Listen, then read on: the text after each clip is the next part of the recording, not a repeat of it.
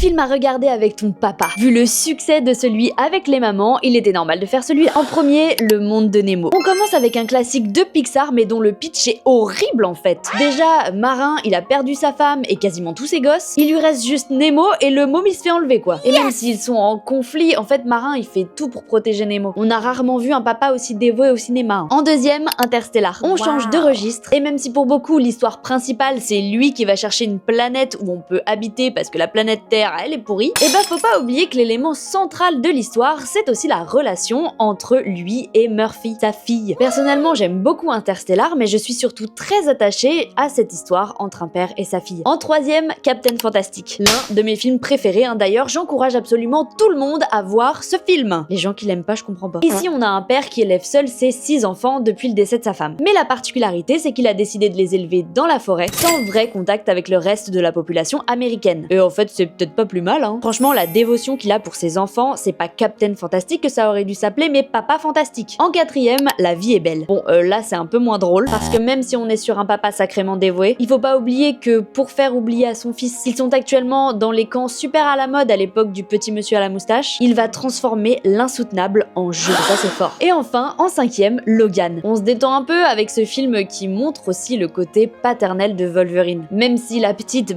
c'est pas vraiment sa fille, le fait qu'elle soit comme lui, il va tenter de la protéger. Une vision de la parentalité un petit peu moins obvious que les autres, mais il en faut pour tous les goûts. Et toi alors, c'est quoi ton meilleur film avec des papas? Écris-moi ça en commentaire et pense à t'abonner.